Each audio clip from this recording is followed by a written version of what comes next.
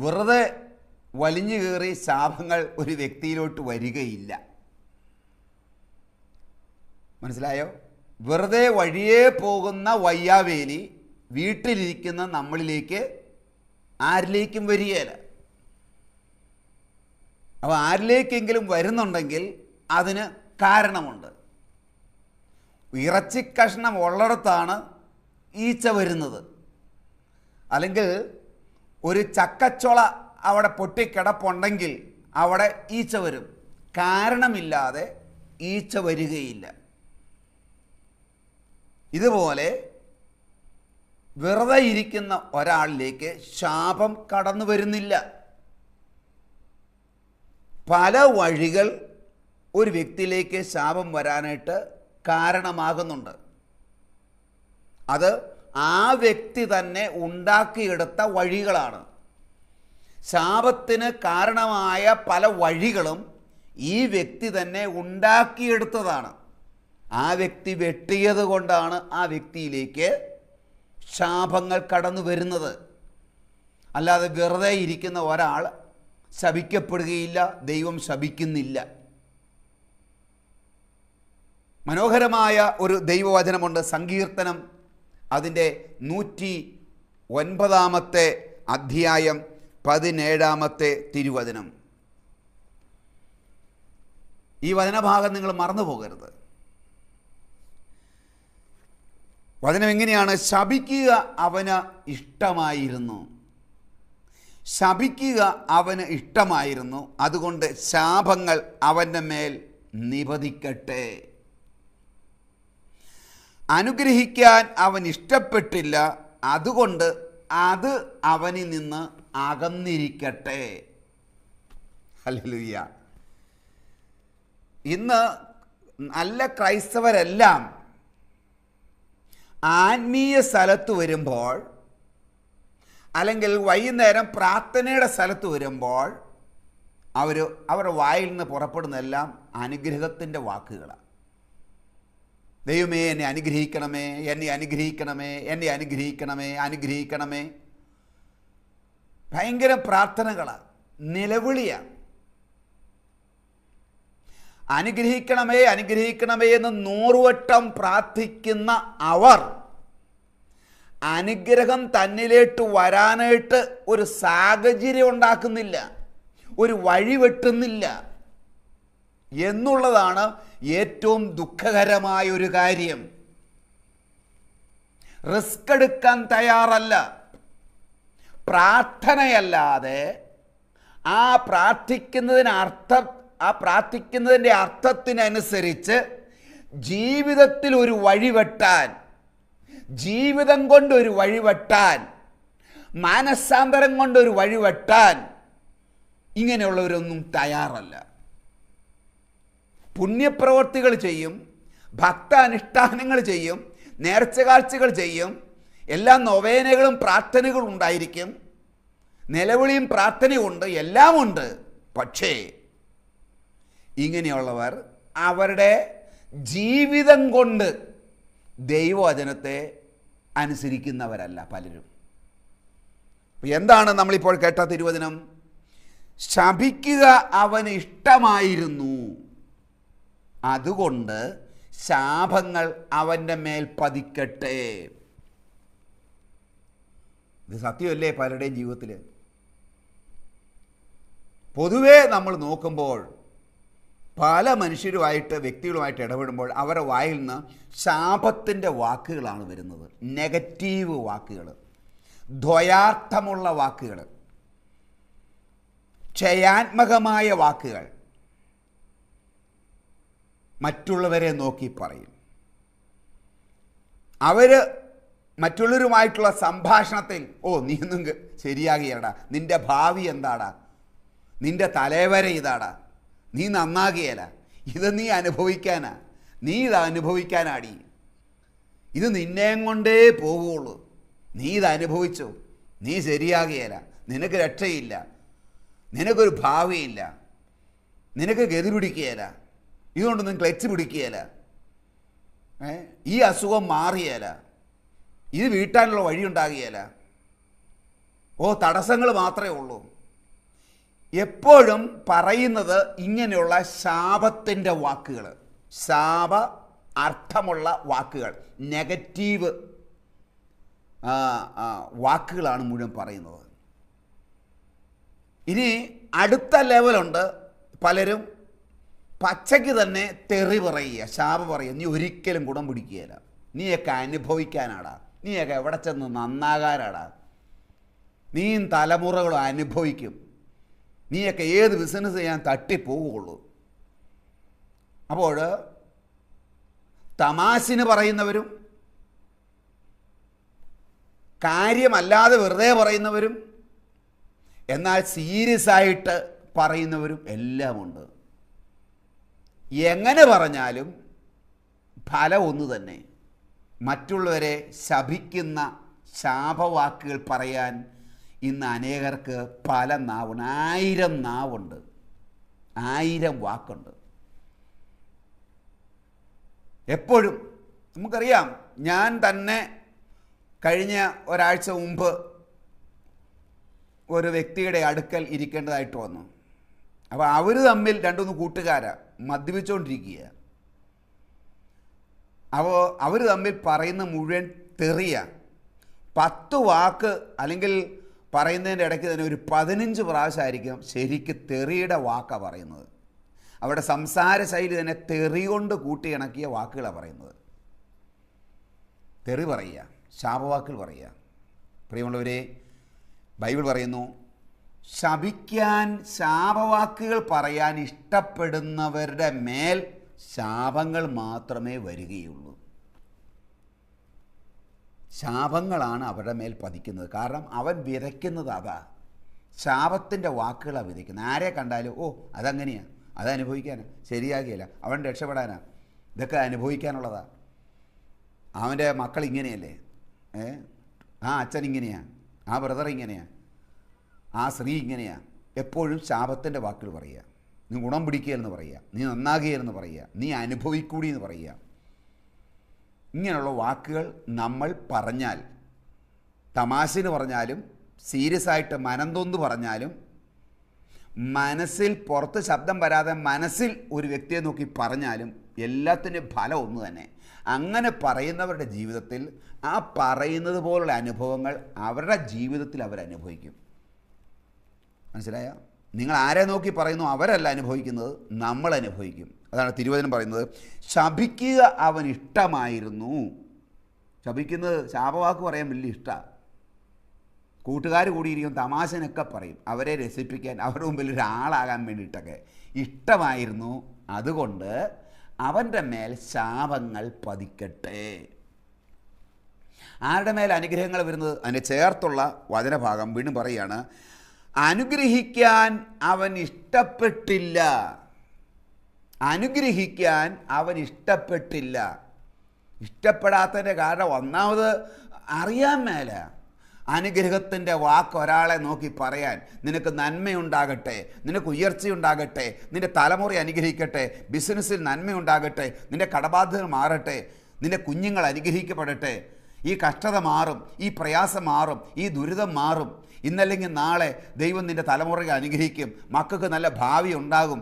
ഇങ്ങനെയുള്ള അനുഗ്രഹത്തിൻ്റെ, ഉയർച്ചയുടെ, അഭിവൃദ്ധിയുടെ, നന്മയുടെ വാക്കുകൾ മറ്റുള്ളവരെ നോക്കി പറയാൻ ഇന്ന് പലർക്കും അറിയാൻ മേല. അതുകൊണ്ട് എന്താ സംഭവിക്കുന്നത്? ബൈബിൾ പറയുന്നു, അനുഗ്രഹിക്കാൻ അവൻ ഇഷ്ടപ്പെട്ടില്ല, അതുകൊണ്ട് അത് അവനിൽ നിന്ന് അകന്നിരിക്കട്ടെ. ആരിൽ നിന്ന്? മറ്റുള്ളവരിൽ നിന്നല്ല, ഈ പറയാൻ ഇഷ്ടപ്പെടാത്തവരിൽ നിന്ന്. അവൻ എന്ത് ഇഷ്ടപ്പെടുന്നില്ല അത് അവനിൽ നിന്ന് അകന്നു നിൽക്കട്ടെ.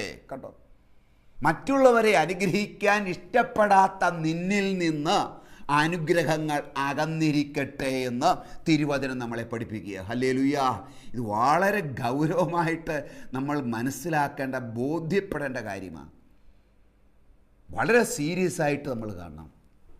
അപ്പോൾ മറ്റുള്ളവരെ നോക്കി, മറ്റുള്ളവരെന്ന് പറയുമ്പോൾ ഒന്നാമത് എൻ്റെ ജീവിത പങ്കാളിയെ, എൻ്റെ മക്കളെ, എൻ്റെ മാതാപിതാക്കളെ, ഞാനുമായിട്ട് ഏറ്റവും ഇടപെടുന്നത് എൻ്റെ അയൽവക്കത്തുള്ളവർ, ദിവസവും കാണുകയല്ലേ അവരെ വഴിയിലോട്ടിറങ്ങുമ്പോൾ, നമ്മുടെ സ്നേഹിതർ, നമ്മുടെ പള്ളിയിൽ പോകുമ്പോൾ നമ്മുടെ ഇടവക്കാർ, നമ്മൾ എപ്പോഴും കടകളിൽ പോകുമ്പോൾ ദിവസവും കണ്ടുമുട്ടുന്ന കച്ചവടക്കാർ, നാട്ടുകാർ, നമ്മളുമായി ഇടപെടുന്ന വ്യക്തികളെ നോക്കി ഒന്ന് ചിരിക്കാനോ നന്ദി പറയാനോ ഗോഡ് ബ്ലെസ് യു അല്ലെങ്കിൽ സംസാരിക്കുന്നതിൻ്റെ ഇടയ്ക്ക് ഈ കഷ്ടത മാറും, ദൈവം അനുഗ്രഹിക്കുന്നേ, ഈ ബുദ്ധിമുട്ടൊക്കെ ചേച്ചി മാറിക്കോളും, ചേച്ചി മുറുകെ ദൈവത്തെ മുറുകെ പിടിക്കുക, ദൈവം അനുഗ്രഹിക്കും, ഈ കഷ്ടതകളൊക്കെ ഈ കുറച്ച് നാൾ കഴിയുമ്പോൾ മാറും, പിള്ളേരൊക്കെ വളർന്നുകൊണ്ടിരിക്കുമല്ലേ, അവർക്കൊരു ഭാവിയൊക്കെ ഉണ്ടായിക്കോളും എന്നൊരാശ്വാസം, ഒരു പ്രത്യാശ, ഒരു ബ്ലെസ്സിങ് നീ അവർക്ക് കൊടുക്കുമ്പോൾ ബൈബിൾ പറയുന്നു അങ്ങനെ കൊടുക്കുന്ന വ്യക്തിക്ക് അതുപോലുള്ള അനുഗ്രഹങ്ങൾ കിട്ടും. അങ്ങനെയുള്ള അനുഗ്രഹങ്ങൾ കിട്ടും, അവർ അനുഗ്രഹിക്കപ്പെടും. അപ്പം അങ്ങനെയുള്ള ശീലം നമുക്ക് അറിയാൻ മേല, ശീലിച്ചിട്ടില്ല, ഇഷ്ടമില്ല, ഇഷ്ടപ്പെടുന്നില്ല എങ്കിൽ സംഭവിക്കുന്നതാ, നമ്മുടെ ജീവിതത്തിൽ നമ്മൾ അനുഗ്രഹിക്കപ്പെടുകയില്ല എന്ന് കൃത്യമായി തിരുവചനം പറയുന്നു. അതുകൊണ്ട് മറ്റുള്ളവരെ നോക്കി അതൊന്നും എനിക്കറിയാൻ മേല, നമ്മൾ ശീലിച്ചിട്ടില്ല, നമ്മൾ വലിയ കസ്മാറ്റിക്കോ ഒന്നും അല്ലല്ലോ എന്നൊക്കെ പറഞ്ഞ് എക്സ്ക്യൂസ് പറഞ്ഞ് ഒഴിവാകുന്നവരുണ്ട്. അനുഗ്രഹിക്കാൻ അറിയാൻ മേലെന്നും പറഞ്ഞുകൊണ്ട് ശപിക്കാൻ അറിയാമല്ലോ, അതാരെങ്കിലും പഠിപ്പിച്ചിട്ടാണോ? ഒരാളെ തെറി പറയുന്നത് ആരെങ്കിലും പഠിപ്പിച്ചിട്ടാണോ തെറി പറയുന്നത്? എടാ നീ ഗുണം പിടിക്കുകയില്ല എന്ന് പറഞ്ഞത് പറയടാ ഇന്ന് ശീലിച്ച് എന്ന് പറഞ്ഞിട്ട് പഠിപ്പിച്ചിട്ടാണോ? അല്ലല്ലോ, തന്നെ പഠിക്കുകയല്ലേ. അങ്ങനെയാണെങ്കിൽ അനുഗ്രഹത്തിൻ്റെ വാക്കുകളും നമ്മൾ പഠിക്കണം. അനുഗ്രഹത്തിൻ്റെ വാക്കുകൾ നമ്മൾ പഠിക്കണം, മറ്റുള്ളവരെ അനുഗ്രഹിക്കണം.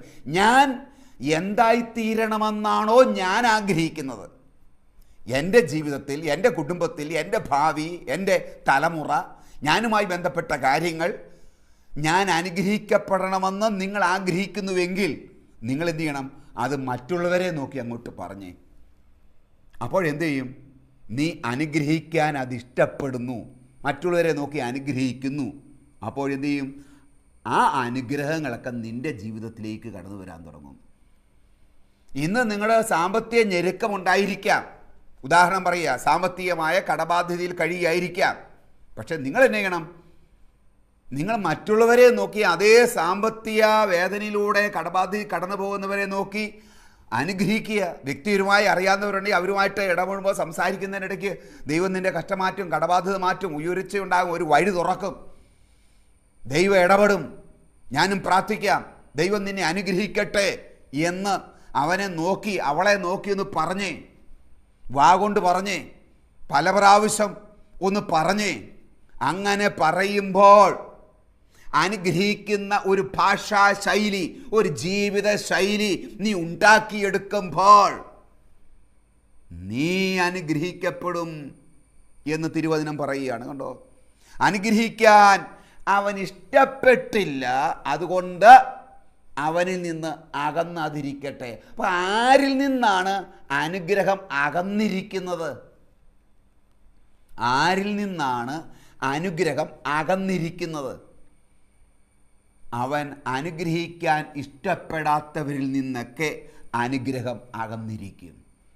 വലിയ പള്ളി ഭക്തനായിരിക്കാം, പെരുന്നാളിനൊക്കെ ബാഡ്യം കുത്തി ഏറ്റവും മുമ്പിൽ നിൽക്കുന്നവനായിരിക്കാം, ശിങ്കാരിമേളത്തിന് മുമ്പിലുള്ളവരായിരിക്കാം, ഊട്ടുനേർച്ച നടത്തുന്നയാളായിരിക്കാം, നൊവേനയ്ക്ക് ഏറ്റവും മുമ്പിലുള്ള ആളായിരിക്കാം, കൺവെൻഷനിലെല്ലാം മുമ്പിൽ നിന്ന് ഹല്ലേലൂയ സ്തോത്രം പറയുന്ന ആളായിരിക്കാം.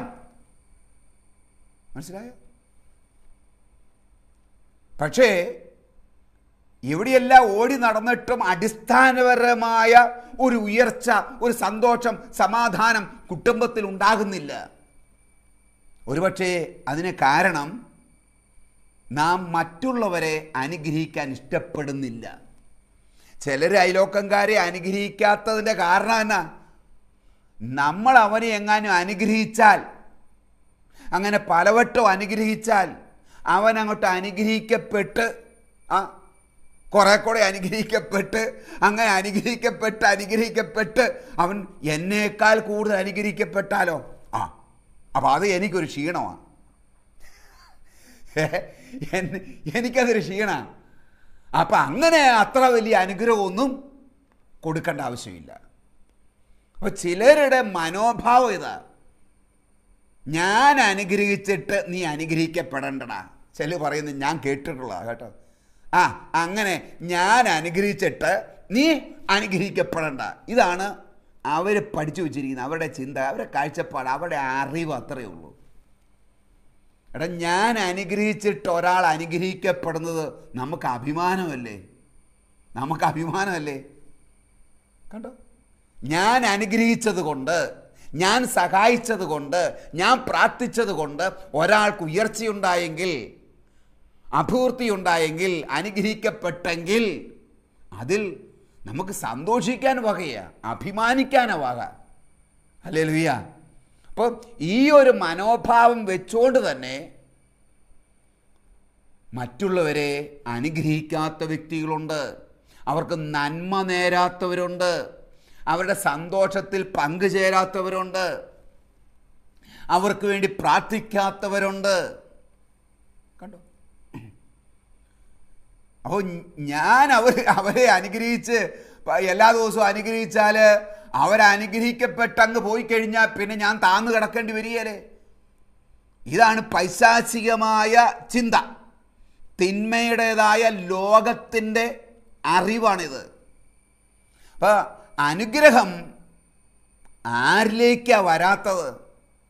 മറ്റുള്ളവരെ അനുഗ്രഹിക്കാൻ മടി കാണിക്കുന്ന, ഏത് കാരണത്താലായിക്കോട്ടെ മടിക്കുന്ന, മറ്റുള്ളവർ അനുഗ്രഹിക്കപ്പെടാൻ ഇഷ്ടപ്പെടാത്ത വ്യക്തികളിലേക്ക് എന്നാ കടന്നു വരും? ശാപം കടന്നു വരും. അല്ലെങ്കിൽ അവർ അനുഗ്രഹിക്കപ്പെടുകയില്ല. മറ്റുള്ളവരെ അനുഗ്രഹിക്കാൻ ഇഷ്ടപ്പെടാത്തവരിൽ നിന്ന് അവൻ ഇഷ്ടപ്പെടാത്ത അനുഗ്രഹം, മറ്റുള്ളവരെ അനുഗ്രഹിക്കാൻ ഇഷ്ടപ്പെടാത്ത ആ കാര്യം അവനിൽ നിന്ന് അകന്നു നീക്കും. അനുഗ്രഹം അവൻ്റെ വീട്ടിൻ്റെ പടിക്കലോട്ട് കയറിയേല, അവൻ്റെ വീട്ടുപടിക്കലോട്ട് അനുഗ്രഹം കയറിയേല, അവൻ്റെ കുഞ്ഞുങ്ങളുടെ തലമുറകളിലേക്ക് അനുഗ്രഹം വരികയില്ല. അനുഗ്രഹം എന്ന് പറയുമ്പോൾ ഞാൻ ഉദ്ദേശിക്കുന്നത് ദൈവാനുഗ്രഹം. ഹല്ലേലൂയ. ലോകത്തിൻ്റെ അനുഗ്രഹമല്ല. ചിലപ്പോൾ ശാപത്തിൽ കഴിയുന്നവനും ദൈവാനുഗ്രഹം ഇല്ലാത്തവനും ലോകത്തിൻ്റെ സമ്പത്ത് കാണുമായിരിക്കാം. മനസ്സിലായോ? നല്ല വലിയ കാറ് കാണും, ചിലപ്പോൾ 2 കാറ് കാണുമായിരിക്കാം, 2 നില വീടുണ്ടായിരിക്കാം, മക്കൾ വിദേശത്തായിരിക്കാം, ഒന്നിൻ്റെയും കുറവില്ലാത്തവനായിട്ട് നമുക്ക് തോന്നുമായിരിക്കാം. അത് ലോകത്തിൻ്റെ സമ്പത്താണ്. ലോകത്തിൻ്റെ സമ്പത്ത് അത് തുരുമ്പാണെന്ന് പറയും. ചപ്പും ചവറും തുരുമ്പുകളാണ്. അപ്പോൾ അനുഗ്രഹം, സമൃദ്ധി എന്ന് ഞാൻ പറയുമ്പോൾ ലോകത്തിൻ്റെ സമൃദ്ധി അല്ല മെയിനായിട്ട് ഞാൻ ഉദ്ദേശിക്കുന്നത്, ദൈവത്തിൻ്റെ അനുഗ്രഹം. ദൈവത്തിൻ്റെ അനുഗ്രഹത്തിനകത്ത് ലോകത്തിൻ്റെ അനുഗ്രഹവും ഇരിപ്പുണ്ട്. എന്നാൽ ലോകത്തിൻ്റെ മാത്രം അനുഗ്രഹമാണെങ്കിൽ അതിനകത്ത് ദൈവാനുഗ്രഹമോ ദൈവ ഇഷ്ടമോ ഇല്ല. ഹല്ലേലൂയ. അപ്പോൾ ദൈവത്തിൻ്റെ അനുഗ്രഹമാണ് നമ്മളിലേക്ക് കടന്നു വരേണ്ടത്. ദൈവത്തിൻ്റെ അനുഗ്രഹത്തിന് വേണ്ടിയാണ് നമ്മൾ വഴിവെട്ടേണ്ടത്. ഹല്ലേലൂയ. പ്രഭാഷകന്റെ പുസ്തകം 21-ാം അധ്യായം അതിൻ്റെ 27-ാമത്തെ തിരുവചനം, 21-27, അവിടെ വചനം പറയുകയാണ്, ദൈവഭയമില്ലാത്തവൻ മറ്റുള്ളവരെ ശപിക്കുമ്പോൾ തന്നെയാണ് അവൻ ശപിക്കുന്നത്. കണ്ടോ? ദൈവമില്ലാത്തത് കൊണ്ടാണ് അവൻ്റെ വായിലൂടെ ശാപങ്ങൾ വരുന്നത്, അല്ലേ? അനുഗ്രഹിക്കാൻ ഇഷ്ടപ്പെടാത്തതിൻ്റെ കാരണം, മറ്റുള്ളവരെ അനുഗ്രഹിക്കാൻ ഇഷ്ടപ്പെടുക ഇരിക്കുക എന്നത് മാത്രമല്ല, മറ്റുള്ളവരെ ശപിക്കുക. അപ്പം മറ്റുള്ളവരെ ഒരാൾ ശപിക്കുമ്പോൾ അവൻ തന്നെയാണ് ശപിക്കുന്നത് എന്ന് തിരുവചനം പഠിപ്പിക്കുക. സത്യമായത് നിങ്ങൾ മലന്ന് കിടന്നിട്ട് കാർക്കിച്ച് തുപ്പുക, നേരെ മേലോട്ട് തുപ്പിയ, വേറെ ആരിലേക്കും പോകുകയില്ല, തുപ്പുന്ന ആളുടെ മുഖത്തോട്ട് തന്നെ കൃത്യമായിട്ട് വന്ന് വീഴും. എത്ര തുപ്പിയാലും തുപ്പുന്ന ആളുടെ മുഖത്തേക്ക് വന്ന് വീണ്ടും പതിച്ചുകൊണ്ടിരിക്കും. ഒരാൾ വേറൊരാളെ കാരണമുണ്ടായിട്ടോ അകാരണമായിട്ടോ, നിൻ്റെ മുമ്പിലാണ് കാരണം, മനസ്സിലായി, നിനക്കാണത് കാരണം. അപ്പോൾ ഏത് കാരണത്താലാണെങ്കിലും നിങ്ങൾ വേറൊരു വ്യക്തിയെ ശപിക്കുമ്പോൾ ആ ശപിക്കുന്ന ശാപം നിൻ്റെ മേൽ തന്നെ പതിയുന്നു എന്ന് തിരുവചനം പഠിപ്പിക്കുകയാണ്. യാക്കോബ് ശ്ലീഹായുടെ ലേഖനത്തിലെ 3-ാം അധ്യായം 9-ാമത്തെ തിരുവചനം. അതിന് പറയുകയാണ്, ദൈവത്തോട് പ്രാർത്ഥിക്കുന്ന ഒരേ നാവ് കൊണ്ട് തന്നെ ദൈവത്തിൻ്റെ സ്വഭാവത്തിൽ സൃഷ്ടിച്ച മനുഷ്യരെ ശപിക്കുകയും ചെയ്യുന്നു. ഇത് ഉചിതമല്ല. ശരിയല്ലേ? എന്ത് കറക്റ്റായിട്ടാണ് ദൈവവചനം പറയുന്നത്. ഭയങ്കര പ്രാർത്ഥനയാണ്. രാത്രി ആയിക്കഴിഞ്ഞാൽ ധ്യാനകേന്ദ്രത്തിൽ ചെന്ന് കഴിഞ്ഞാൽ ഭയങ്കര പ്രാർത്ഥനയാണ്. അമന്ന് കിടന്ന പ്രാർത്ഥന, നിലവിളിച്ച പ്രാർത്ഥന. അപ്പോൾ ദൈവത്തോട് പ്രാർത്ഥിക്കുന്ന സ്തുതിപ്പാണെങ്കിലോ കായ് പോക്കി ഭയങ്കര വെടികെട്ട് നിലവിളിക്ക് മക്കളെ ഈശോയെ എന്ന് വിളിച്ചു കഴിഞ്ഞാൽ ഭയങ്കര നിലവിളിയാണ്. അപ്പോൾ ദൈവത്തോട് പ്രാർത്ഥിക്കുന്ന അതേ നാവ് കൊണ്ട് ദൈവത്തിൻ്റെ സാദൃശ്യത്തിൽ സൃഷ്ടിക്കപ്പെട്ട, കേട്ടോ. അപ്പോൾ ദൈവത്തെ കാണാൻ വേറെ ആരിലോട്ടും നോക്കണ്ട. എൻ്റെ ചുറ്റുപാടുള്ള മനുഷ്യരിലേക്ക്, സഹജീവികളിലേക്ക് നോക്കിയാൽ മതി. ദൈവമാണത്. അപ്പോൾ അവരെ നമ്മൾ ശപിക്കുന്നു അതേ നാവ് കൊണ്ട്. ഒരേ നാവ് കൊണ്ട് നമ്മൾ ശപിക്കുകയും പ്രാർത്ഥിക്കുകയും ചെയ്യുന്നു. ബൈബിൾ പറയുന്നു ഇത് ഉചിതമല്ല, ഇത് നല്ലതല്ല, ഇത് അങ്ങനെയുള്ളവർ അനുഗ്രഹിക്കപ്പെടുകയില്ല എന്ന തിരുവചനം വളരെ വ്യക്തമായിട്ട് നമ്മളെ പഠിപ്പിക്കുകയാണ്. അതിനാൽ ഈ തിരുവചന ഭാഗങ്ങളിൽ നിന്ന് ദൈവം നിങ്ങളോട് സംസാരിച്ചിരിക്കുകയാണ്. ശാപം നമ്മുടെ ജീവിതത്തിലോട്ട് വരുന്ന ഒരു വഴിയെക്കുറിച്ചാണ് നിങ്ങളുമായി ഞാൻ പങ്കുവച്ചത്. എങ്ങനെയാണ് വരുന്നത്, വരാനുള്ള സാധ്യത? അത് ദൈവം വെട്ടിയതല്ല. ദൈവം അങ്ങനെ ഒരു വഴിയും വെട്ടിയിട്ടില്ല. പിന്നെയോ ശാപം വരാനായിട്ടുള്ള വഴി ഞാൻ തന്നെ വെട്ടിയിട്ടിരിക്കുകയാണ്. അനുഗ്രഹം വരണമെങ്കിലും ഞാൻ തന്നെ വെട്ടണം എന്നിലേക്ക് അനുഗ്രഹത്തിൻ്റെ വഴി. അപ്പോൾ എങ്ങനെയാണ് മറ്റുള്ളവരെ ശപിക്കുക, ശാപത്തിൻ്റെ വാക്കുകൾ പറയുക, അനുഗ്രഹിക്കാൻ ഞാൻ ഇഷ്ടപ്പെടാത്ത ഒരവസ്ഥ. അപ്പോൾ അതുകൊണ്ട് അനുഗ്രഹത്തിൻ്റെ ഒരു ജീവിത ശൈലി നമ്മൾ കെട്ടിപ്പടുക്കുക. ആരെയും കണ്ണുടച്ച്, പ്രത്യേകിച്ച് ഒരു കാരണവും വേണ്ട, ഒരു കാരണവും ഇല്ലാതെ തന്നെ കാണുന്നവരെയെല്ലാം വെറുതെ നമ്മൾ എന്ത് ചെയ്യണം? ബ്ലെസ് ചെയ്യണം, അനുഗ്രഹിക്കണം. മക്കളെ അനുഗ്രഹിക്കണം, പലവട്ടം അനുഗ്രഹിക്കണം, അയലോക്കംകാരെ അനുഗ്രഹിക്കണം, ഫോൺ വിളിക്കുമ്പോൾ എല്ലാവരെയും അനുഗ്രഹിക്കണം. നമ്മളുമായി ഇടപെടുന്ന എല്ലാവരോടും ചുമ്മാ ചിരിച്ചുകൊണ്ട് സന്തോഷത്തോടെ നന്ദി പറയുക, താങ്ക് യു പറയുക, ഗോഡ് ബ്ലെസ് യു പറയുക, നിനക്ക് നന്മയുണ്ടാകട്ടെ എന്ന് പറയുക. അനുഗ്രഹിക്കാൻ നീ ഇഷ്ടപ്പെട്ടാൽ അത് നിൻ്റെ കുടുംബത്തിൽ, നിൻ്റെ ജീവിതത്തിൽ ഉണ്ടാകും.